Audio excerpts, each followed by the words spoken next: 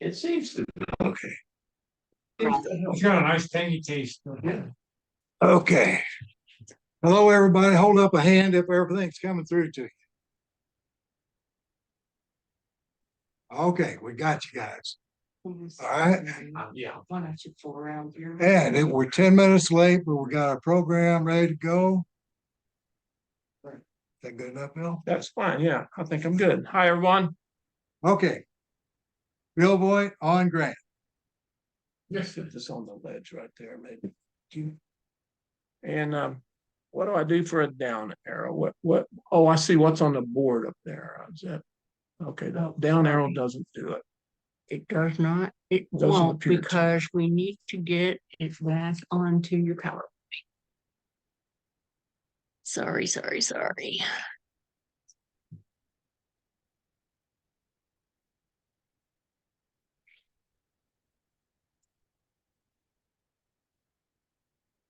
There you go.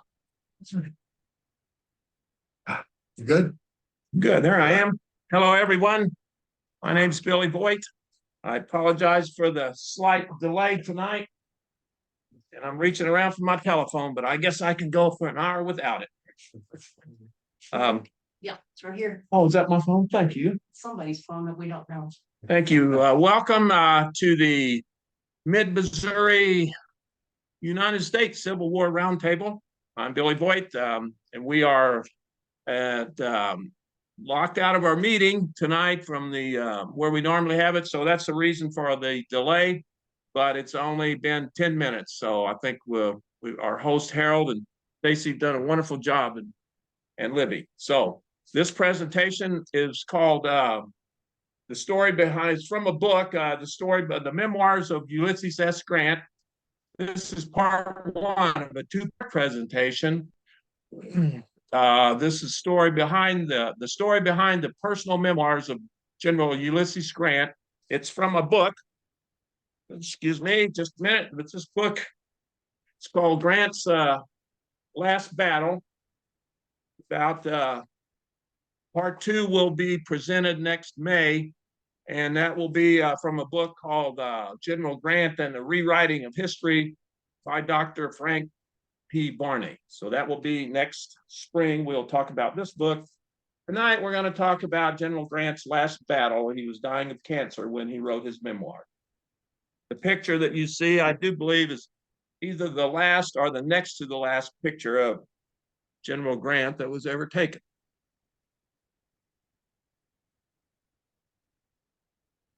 And I wanted to make a quote here from a book called The Coldest Winter. I borrowed this phrase from Tom Rafferty from last spring. It says, a writer begins with a certainty that the subject is important, but the book has an orbital drive of its own. It takes you on its own journey, and you learn along the way. That is what has happened to me with this book on General Grant.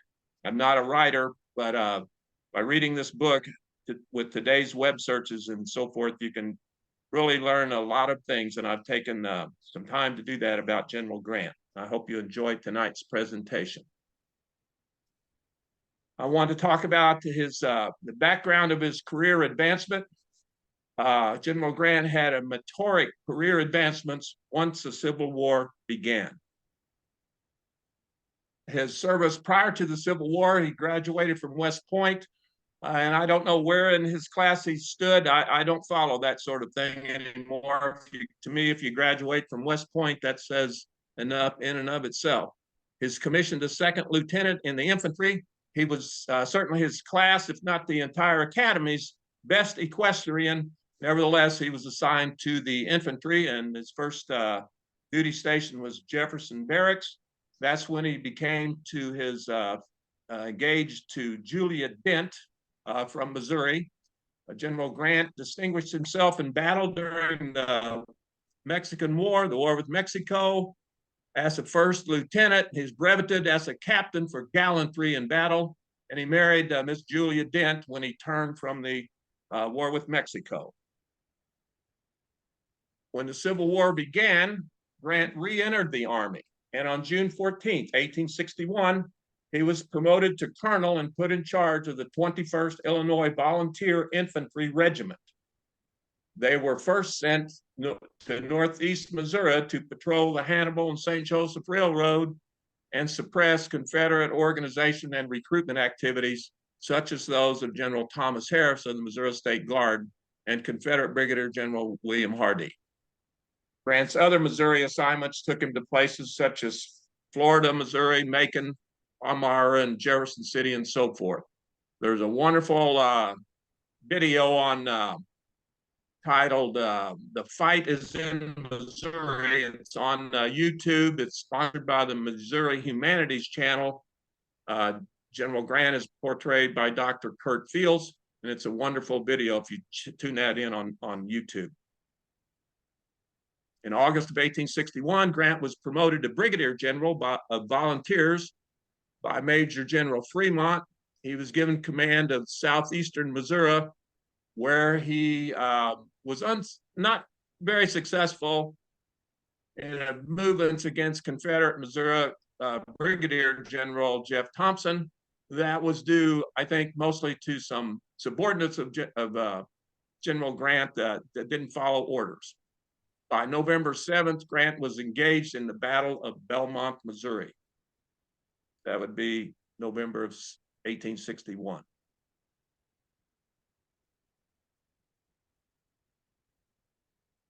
On February 16th, 1862, with 40,000 men and Navy gunboats, General Grant found himself demanding unconditional surrender of Fort Donelson, Tennessee, on the Cumberland River, and capturing 12,000 Confederates in the process. This next slide, we're going to skip it. I was going to do some a video portion, but I didn't quite have time to work that in. This is from events at Fort Donelson. After the Union success at Fort Donelson, an artist sketched a picture of General Grant chomping on a cigar while riding his horse. Fort Donelson was the North's first great victory of the war.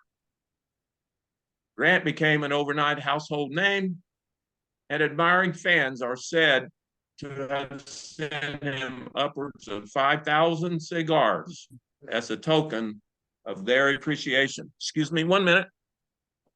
Take a little sip of my. Oh, that's cranberry juice. Yeah. There you see General Grant, a picture mounted. That's a iconography. That's what that is. General Grant, hard riding General Grant chomping on his cigar.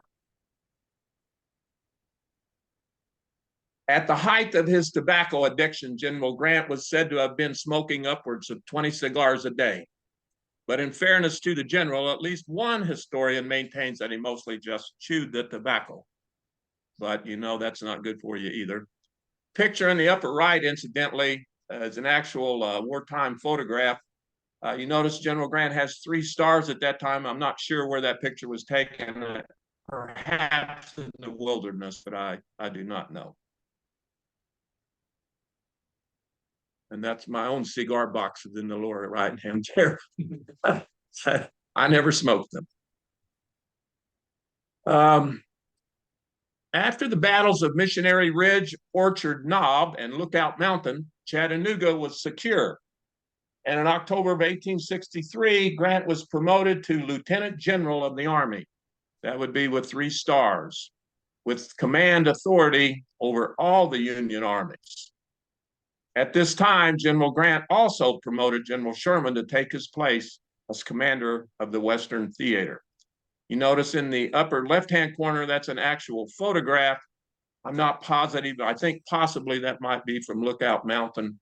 I would say. The battle above the clouds, which was not really above the clouds, as I think I've learned, but it's very high up there if you've ever been around Chattanooga and seen that place. Grant continued to serve as commanding general of the Army until war's end. In 1866, President Johnson promoted Grant to General of the Army. That would be with 4 stars. In 2023, Grant was posthumously awarded the rank of General of the Army. That would be 5 stars, a rank previously held by only 2, George Washington and the fellow Missourian General John J. Pershing. Blackjack Pershing. They were 5-star generals. Only those 3, to my knowledge, were ever 5-star generals of the United States Army. This is my favorite portrait, actually, of General Grant. It's not a very good picture. That shows him. He's very presidential right there. That's oil on canvas by Thomas LeClair of 1880. Grant was elected president in 1868. He served until 1877, after which he and Julia embarked on a 2.5-year round-the-world tour. Grant was the first president to circumnavigate the world. He went to, I believe, to just about every continent except for Australia, as I recall reading. After years of war and politics, the experience reinvigorated Grant, the around-the-world tour with his wife. Years later, he admitted to an old friend that the trip helped him appreciate the work of America's founders and the importance of the preservation of the Union. As early as 1883, publishers had asked Grant to write about his military experiences. Brigadier General Adam Badeau had already published The Military History of Ulysses S. Grant, published, I believe, in 1881, and it was published with Grant's blessing. I have always intended that General Badeau be the last word, Grant always insisted. I have nothing else to add. Even when it came to revisiting his own past, it seemed there was no turning back for Ulysses Grant. Grant had fixed his eyes forward ever since, Grant had fixed his eyes forward ever since he was young. One of my superstitions had always been, when I started to go anywhere or to do anything, not to turn back or stop until the thing intended was accomplished, Grant once admitted. We're going to talk quite a bit about Adam Badeau tonight. He was a brigadier general from Illinois. By 1884, the Grants had taken up residence in a fashionable townhouse on East 66th Street in Midtown Manhattan. Although General Grant had given up his military pension to take the presidency, and although he had retired from office with virtually no money, the Grants enjoyed a plush lifestyle, thanks to Grant's business partner, one Ferdinand Ward. Ferdinand Ward had made many men very rich. He regularly offered investors returns as high as 40%.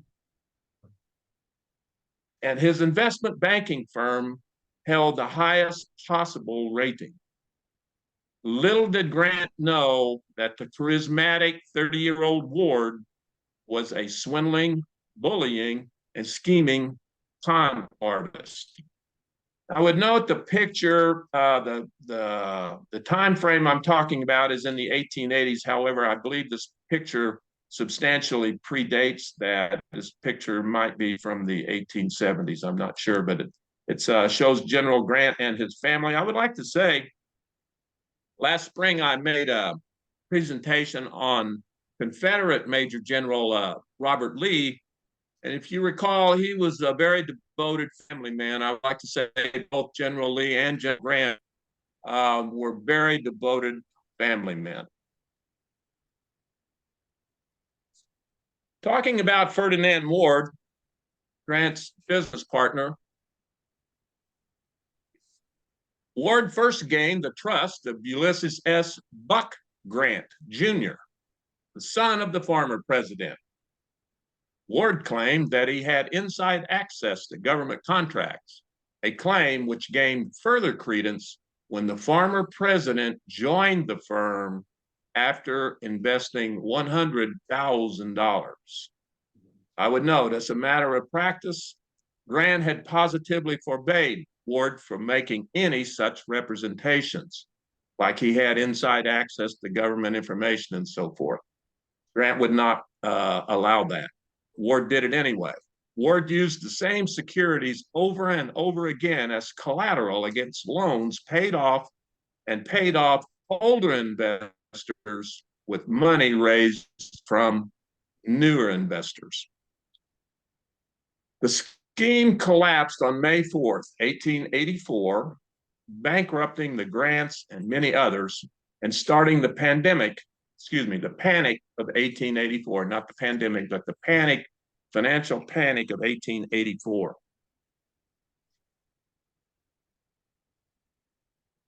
Ward, when he went to trial, was found guilty of fraud and sentenced to 10 years in prison. During the trial, he showed no remorse, explaining that he had no choice but to, quote, rob Peter to pay Paul. Century Magazine reached out to Grant in January of 1884 with an invitation to contribute writings to the magazine. Grant turned them down flatly. Grant wouldn't even grant them an interview. But Grant was penniless.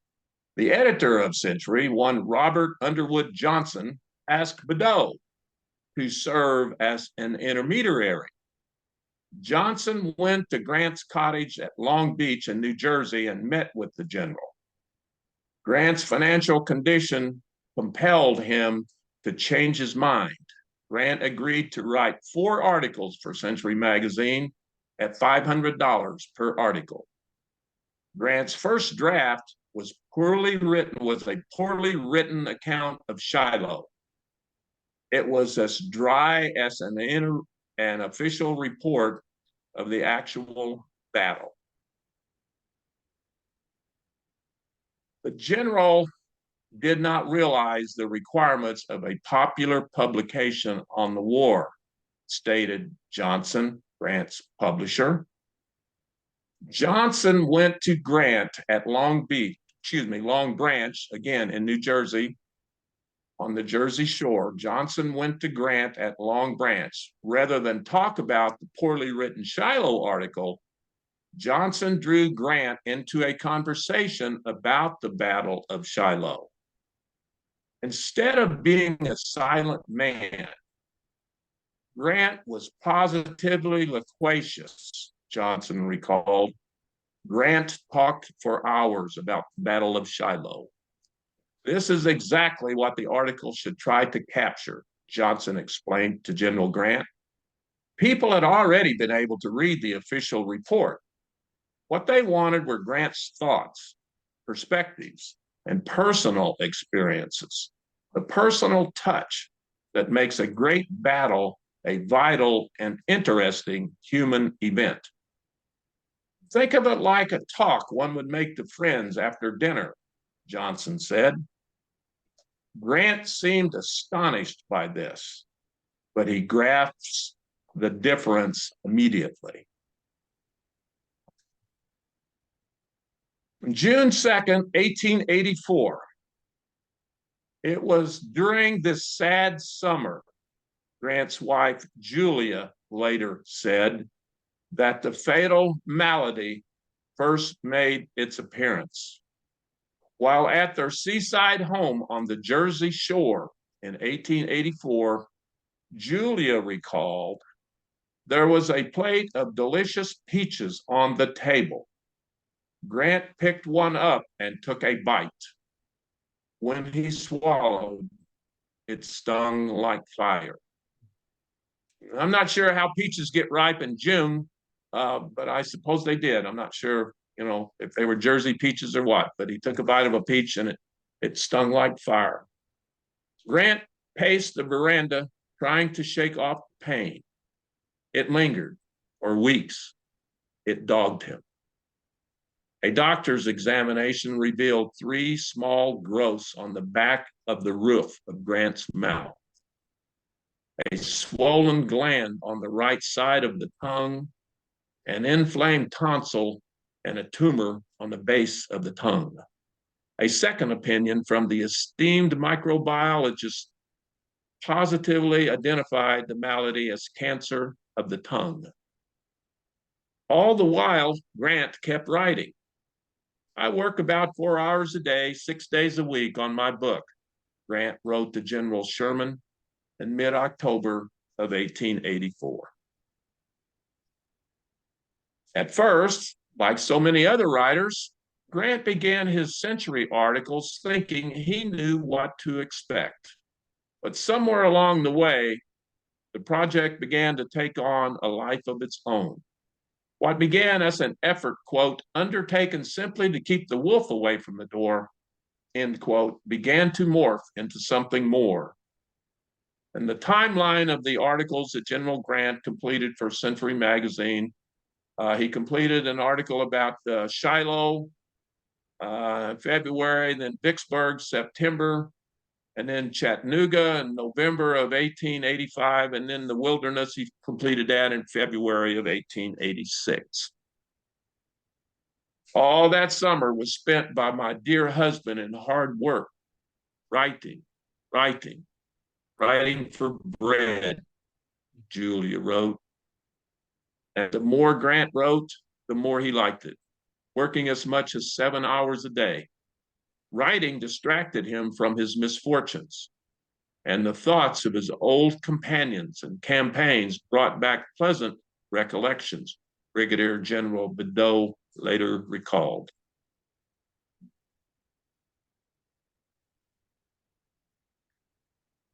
After completing the 4 articles for Century Magazine, Grant began to set his eyes on a bigger prize, the publication of his complete memoirs. I do not think I care to write any more articles for publication than I've already agreed to write for the Century, Grant wrote his publisher. And they were sitting around having breakfast one morning, and Grant kind of asked, in a rhetorical fashion perhaps, do you really think anyone would be interested in a book by me? Grant said to his publisher and to his publisher's boss one day. General, one of them replied, do you not think the public would avidly read Napoleon's personal accounts of his battles? The answer, as Grant well knew, was of course they would. But Grant was in no hurry to ink a deal. Grant's priority at that time seemed to be to write the memoir. There would be time enough for publishing negotiations once the memoir was complete. Grant was aided in writing his memoir by different individuals. His son, Fred Grant, was also a graduate of West Point, and by 1906 had risen to the rank of Major General in the regular Army. Fred was living at home with his parents at this time, as he too had lost all his money on Wall Street. George Childs was a Philadelphia newspaper publisher who had no financial stake in Grant's writing, thus making him an excellent advisor. Childs and Grant became close friends.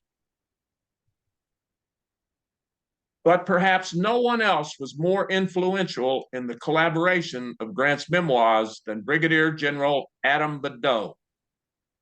Bedeau was an early war volunteer who worked his way up to Grant's staff as a military secretary in 1863, but was wounded during the Battle of Port Hudson, Louisiana, which, I say parenthetically, a 48-day siege of Port Hudson ended only after the fall of Vicksburg, after which the Union gained control of the Mississippi River and navigation from the Gulf through the Deep South to the river's upper reaches. There's a picture of General Bedeau there on the left, lower left. And that's also him standing next to the general who's sitting in that chair in the right. After an 11-month recuperation from a severely injured foot, Bedeau reported for duty again and served out the rest of the war with General Grant. After the war, Bedeau served in a variety of government posts during Grant's pregnancy, excuse me. When he was on his 11-month leave and recuperation, General Badeau went back to New York City, where he was an acquaintance with Edwin Booth, the brother of the noted John Wilkes Booth. And their father, they were all involved. The Booth's father, they were involved with the theaters in New York. They were actors. Just parenthetically, Edwin Booth was supposed to have been a very great Shakespearean actor, and they was he and Badeau were acquainted. Badeau was a prolific writer of books and magazines. He earned a reputation as a witty commentator on culture, fashion, theater, and society while writing for the Sunday New York Times. He was a trusted literary source who was already thought of as Grant's historian and personal biographer. Badeau lived in the Grant household while General Grant wrote his memoirs. Grant offered Badeau exceptionally generous terms for his role in the memoir partnership. In addition to being an Army general and an author, Badeau was also an attorney, a diplomat to London and Havana. He was a theater critic and a person who has or affects to have a special appreciation of art and beauty.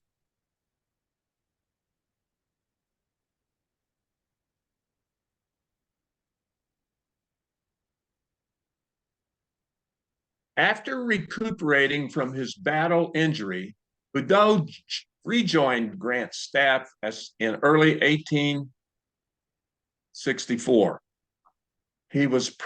Badeau was present at the Wilderness and the surrender at Appomattox Courthouse, Virginia on April 9, 1865.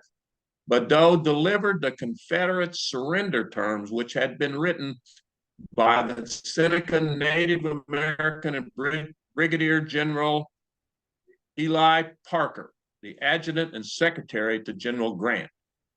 There's a picture called Peace and Union by Thomas Nast, which is courtesy of the Galena Public Library in Galena, Illinois. I found this picture most interesting. You see General Rollins, Phil Sheridan, General Ord, I've labeled there. And there is Eli Parker leaning against the wall. General George Armstrong Custer is portrayed in the very back because Custer was always late to arrive for every meeting. So this artist, Thomas Nast, has put Custer in the very back. And there's Badeau he's not looking at the generals Lee and Grant, Badeau's looking up at the picture hanging on the wall because it's hanging crooked. Badeau was an art critic. He was always interested in art and things of the theater and that sort of thing. And there's a lot of iconography on this picture, I think. I just love it. Notice how General Lee is portrayed as being taller than General Grant. That was some significance to the artist painting it that way.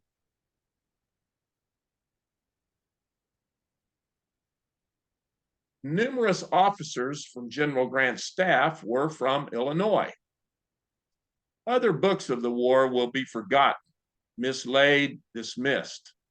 Millions will read Grant's memoirs and remember them, predicted Grant's close friend, William T. Uncle Billy Sherman, himself the author of an excellent Civil War memoir. In many ways, people believed Badeau was Grant's alter ego. Badeau knew better than anyone what Grant was thinking and what he would do. He prided himself on his ability to care for these routine duties that were beyond Grant's ken. That according to Mark Perry. Mark Perry is the author of Grant and Mark Twain. General Grant was not well-versed in the finer things of life. And this historian Mark Perry believes that Badeau was a very good influence on General Grant. Julia Dent, Grant's wife, thought an awfully lot of Adam Boudreaux as well. There's a nice wartime picture there. Eli Parker sitting there on the right. General Grant, I do believe, is sitting there where it's next to the tree, and General Rollins, and there's Adam Boudreaux there second from the left. And I don't know the time or the date of that picture. Grant would write, then pass the pages off to Fred and to Boudreaux for fact checking. The two younger men did not get along especially well, that being Fred Grant and Adam Boudreaux. Boudreaux often taking a condescending tone that Fred tried his best to ignore for his father's sake. In the evenings, everyone would go over the material and lay out a plan of attack for the next day. Boudreaux, ever the temperamental writer, sometimes got testy, but Grant, who was used to Boudreaux's moody ego, ignored it. And there's a sketch called Writing History, and it is a sketch from General Adam Boudreaux's book called Grant in Peace. And it shows Grant and Boudreaux hard at work. And this is Boudreaux's work right here. He's kind of glorifying himself, if I may say. But this picture, he's depicting their hard at work. And so both of them were writing the memoirs as equal partners, and that did not happen.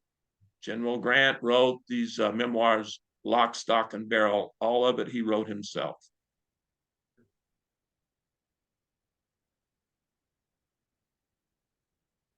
As another part of the evening ritual, Julia Grant joined her husband from her room, adjacent to his, to sit with him as he read to her the work he had done that day. Fred Grant and others often joined in. He liked to have his pages read aloud to the family in the evening, Boudreaux recalled, so that he might hear how they sounded and receive their comments. Just as importantly, he deeply appreciated his wife Julia's devoted companionship. As a soldier, Grant wrote his own orders, his own battle plans, his own instructions and reports. As president, he wrote every official document. Grant was well accustomed to writing prior to undertaking his memoirs. Although Grant did not attempt to imitate either a literary or a classical style, Mark Twain considered him to possess an admirable literary gift and style. Plus, Grant's insights were unique. According to Grant's wartime personal secretary, Horace Porter, Grant's style was, quote, vigorous and terse, with little of ornamentation, end quote. According to Mark Twain, Grant possessed a, quote, clarity of statement, directness, simplicity, manifest truthfulness, fairness, and justice toward friend and foe alike, and avoidance of flowery speech. General Grant's book is a great, unique, and unapproachable literary masterpiece. There is no higher literature than these modern, simple memoirs. Their style is flawless. No man can improve upon it, said Mark Twain. And there's a copy, I've forgotten exactly what that's not part of his memoirs that I've shown. I forgot what the fine print, it's what it says, but I think it's a battle order. I don't really remember. That's an example of his own writing.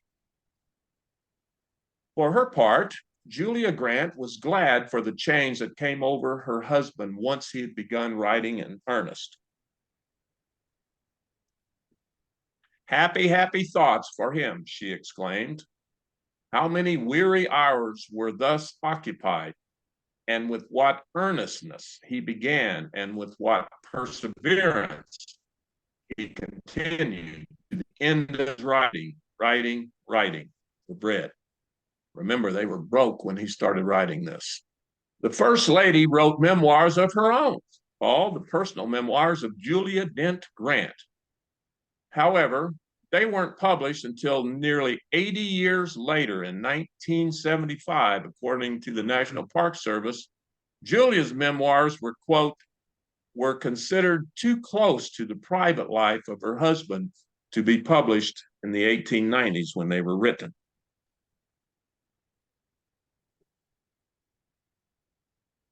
As two of the most famous men in America, Mark Twain and Grant not only knew each other, they were friends. They had first met in 1866, and Twain had been trying to get Grant to write his memoirs since 1882. Although remembered mostly as an author, Twain published many of his own works after several unsatisfactory arrangements with other publishers. Excuse me. As a literary icon, Twain knew a sure bet when he saw one. Here, quote, Mark Twain's quote, here was a book that was morally bound to sell several 100,000 copies in its first year of publication, Mark Twain predicted. Don't you think that's a good picture of the native Missourian Mark Twain? I really like that one. On April 29th, 1885, one of the New York newspapers decided to invent a story. It reported that Adam Badeau, not Grant, was the author of Grant's memoirs. Quote, the most the general has done upon the book has been to prepare the rough notes and memoranda for its various chapters, the newspaper said. The normally imperturbable Grant suddenly found himself deeply perturbed. The composition is entirely my own, he stated categorically. Twain, perhaps less eloquently, threatened legal action. Badeau publicly remained silent, but later that day passed General Grant a note. He politely bowed and exited the room. The note outlined a series of grievances and demands. Aside from a financial arrangement the two had already reached, Badeau now wanted an additional $1,000 a month to finish the book, plus 10% of the overall profits from the book sales. In exchange, Badeau would, quote, declare as I have always done that you wrote it absolutely. Badeau's note smacked of blackmail, but Grant did not even blink. You and I must part all association, the general wrote in reply. My name goes to the book, and I want it so in the fullest sense. As a soldier and politician, Grant had valued loyalty above all things. This betrayal from one of his closest aides would stick sharply in Grant's craw for the few months left for him to live.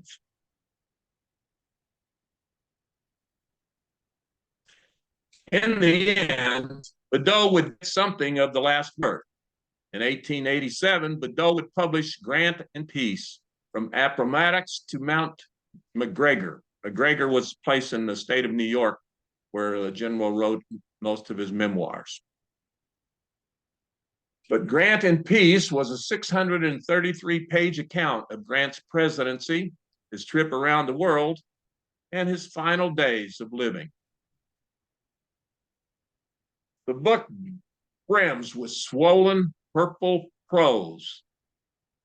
By and large, the public looked at Badeau as someone trying to capitalize on Grant's death to make a quick buck, while harassing Julia and the rest of the family in the process. Badeau further tarnished his image by suing for the money he said Grant had promised him out of the memoirs royalties.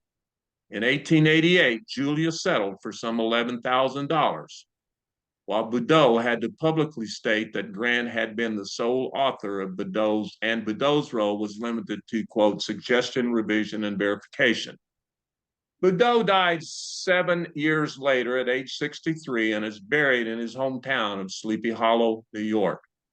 There's some newspaper articles. The one on the right, I would like to read that one. It says General Adam Boudreaux, who died yesterday, was not a man whose character merits eulogy.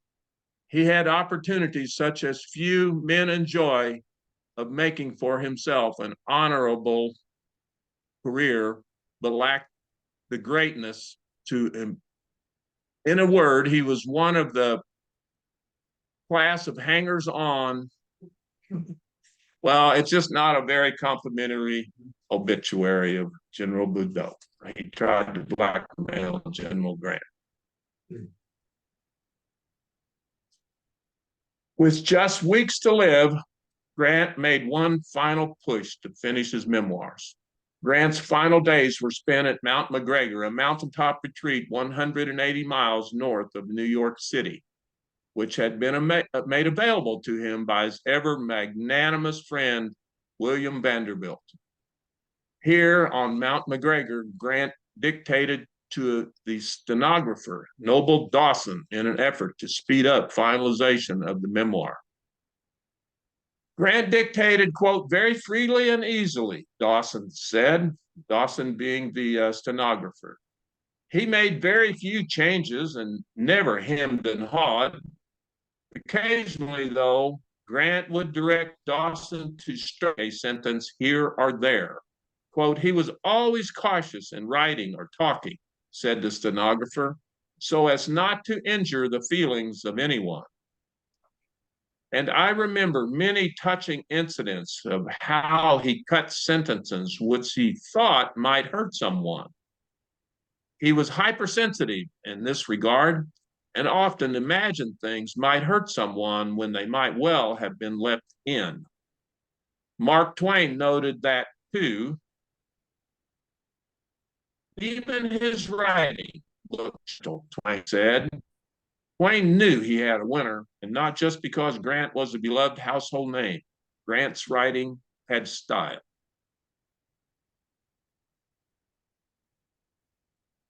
One day, an exhausted Grant put aside his pencil and said there was nothing more to do.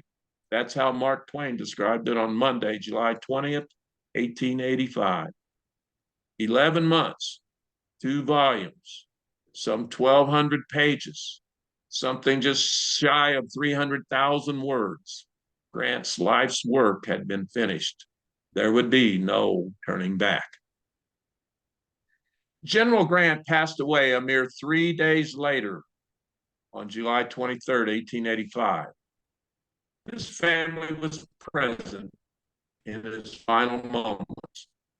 Grant's body was embalmed and remained at the cottage in upstate New York while final preparations were made for his funeral burial in New York City. Grant had 3 funeral services: Saratoga, New York, Albany, New York, and the largest in New York City on August the 8th, 1885.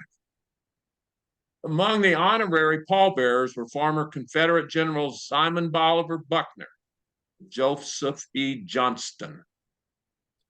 Over 1 million spectators turned out to mourn the 6-mile-long funeral procession wind through the streets of Manhattan Island. Many regiments and aging veterans in their brilliant uniforms participated. One of the specters, by the way, was one Ferdinand Ward, who bribed his way out of jail so he could watch the procession. As expected, among those who mourned the most were those who had fought in the Civil War, and not just in the Union Army. Some Confederates mourned as well. Upon presenting the flag from Grant's coffin to Grant's son, Fred, William Tecumseh Sherman sobbed openly. Sherman and Grant always knew the other had his back. Quote, Grant stood by me when I was crazy, and I stood by him when he was drunk. And now we stand by each other, General Sherman remarked when he found out that Grant was dying of cancer.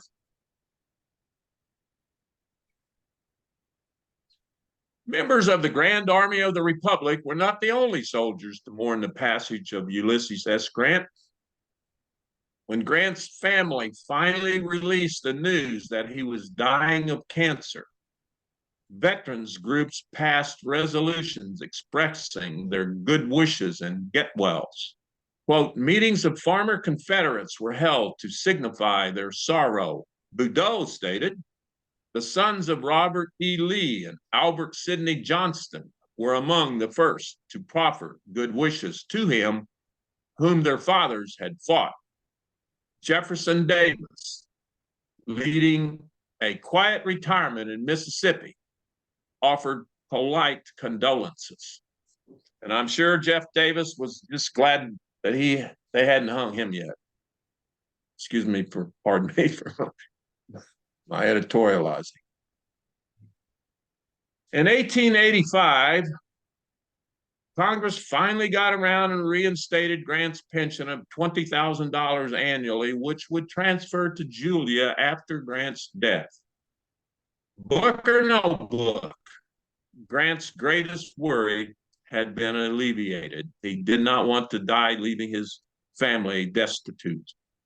Mark Twain issued the memoirs in 5 different bindings that ranged in price from a basic $7 a set to a $25 leather-bound edition. Mark Twain had what we would call door-to-door salespeople. Twain's subscription salesman ultimately sold more than 300,000 sets. The books began appearing on December 10th, 1885, and by February, the following February, Twain presented Julia a royalty check for $200,000.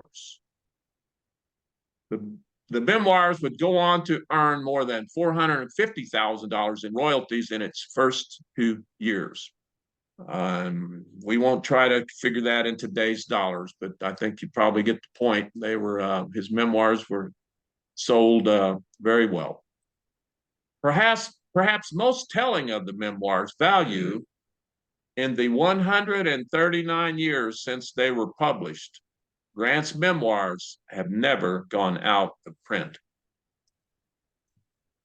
You like my $50 Grant bills? I pasted into the back here. Just pull those out of the wallet, right?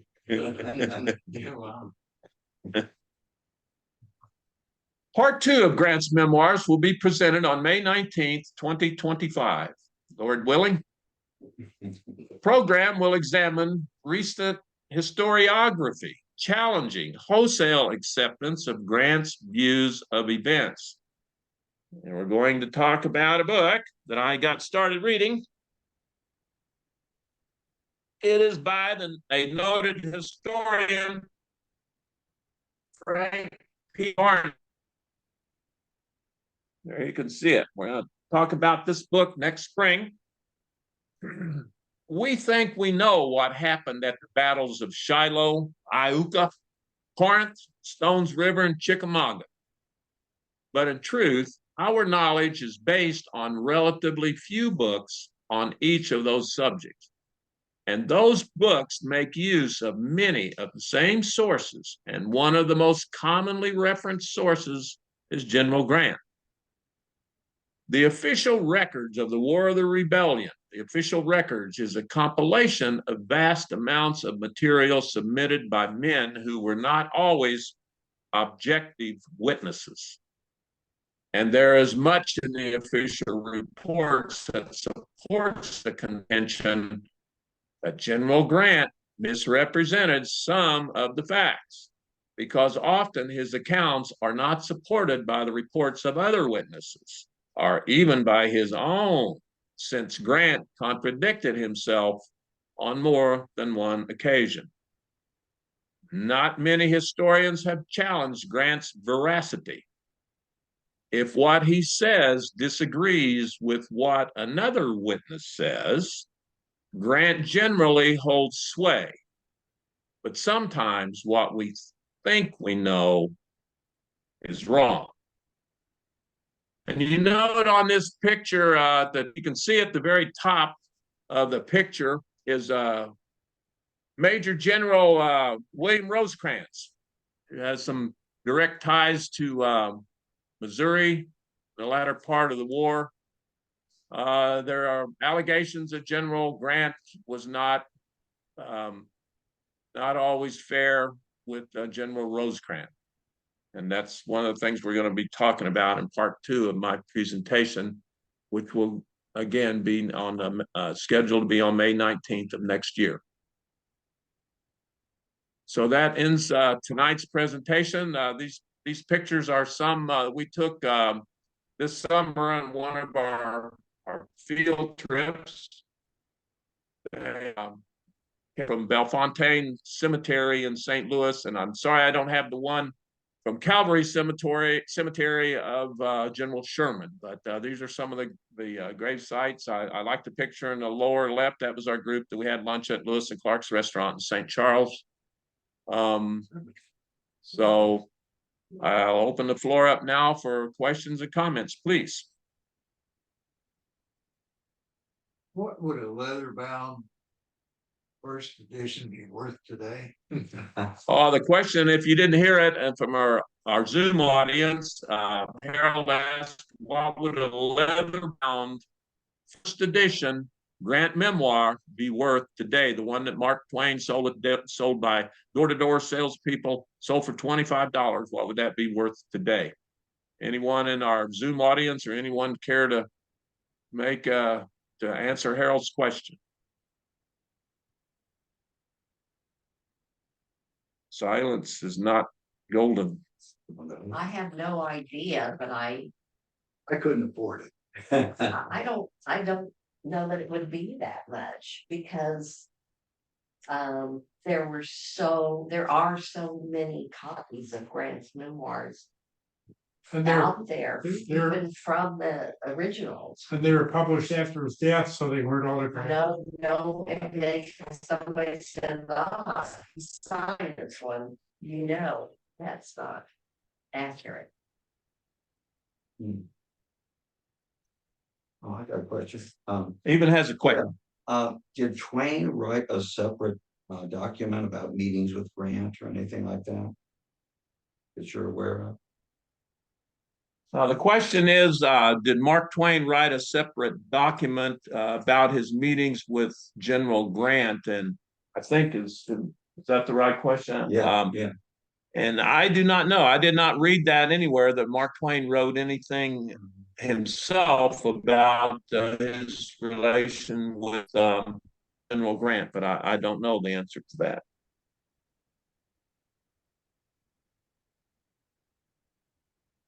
I want you to take over for me if you would. I have a question. Probably. Okay, somebody out there's got a question. I have a question. I Go think ahead. our fellow Missourian Omar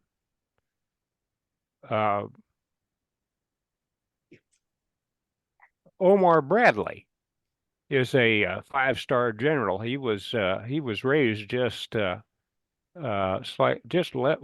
of Moberly. In fact, the airport up there is named after him. He was a 5-star, but much later, separated greatly by time, although not by space from where Grant became brigadier.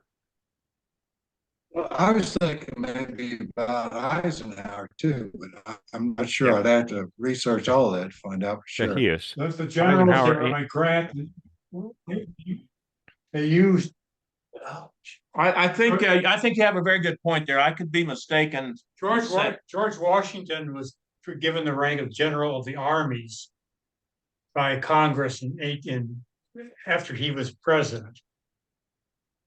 And then that same title was given to Pershing, to Grant in 1866 when Andrew Johnson promoted him. And then Pershing came back from World War I, he was given the title of General of the Armies. But the 5-star ranks that we talk about in World War II was Marshal, MacArthur, Eisenhower, and Hap Arnold were the 4-star or 5-star generals in World War II. Bradley became 5-star general in 1950, so he could become the chairman of the Joint Chiefs of Staff, not be outranked. Right. And the 5-star admirals were Nimitz, Leahy, King, and Halsey. So they used the same similar words, but they actually 5-star ranks were actually in World War II. And like I said, general, the armies, the title they were given to just the three. yeah. I don't Thank know if you all heard that out there, and I Yes. guess I just had one follow-up then on what I presented tonight about the three of them. Was that basically true, or is there way more than that? Well, you're right about the Congress a few years ago gave him the 5-star rank. But in actual fact, his general of the Army's rank in 1866 would have been a 4-star. Okay. So there have been numerous You have to count the stars. counting the stars. Because otherwise they use the same. Like I said, the ones who were general of the armies were Washington, Grant, and Pershing. Okay. And then the World War II generals were general of the army, singular. Okay. Well, I was just a specialist 4th class, so I got nervous anytime brass would walk in the room. I knew I would mess that up. I was just a spec 4. Other questions? Phil, I just did a search and you could pay anywhere from $400 to $4,500 for leather bound set of Grant's memoirs, first edition. I don't know, I haven't parsed out everything, but you'll see a range of prices from around $400 to $4,500. So I don't know if y'all heard that. We were trying to kind of we did Bob Berlin did a quick internet I guess Google search, and we found out that there would be a range of an original leather bound Ulysses Grant memoirs, a price range from, I believe you said 400 to 44,500. Is that what you said? So from my perspective, that's a lot of money, but I'd still rather have a Mickey Mantle Rick.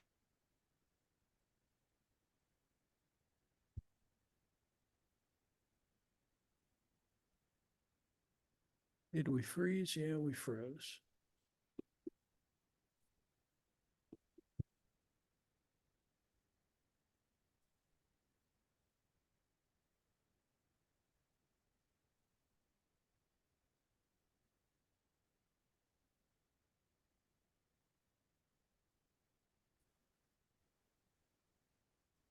Is that PowerPoint or anything? So if you can merge it for you, switch it over each other. Yeah, Got France and all. everything was on PowerPoint. I'm really not an expert. There's so much you can do with. I want to put some video. Yeah. And we went through state and. Yeah, it's all PowerPoint. The Luxembourg, Right. and then we went in.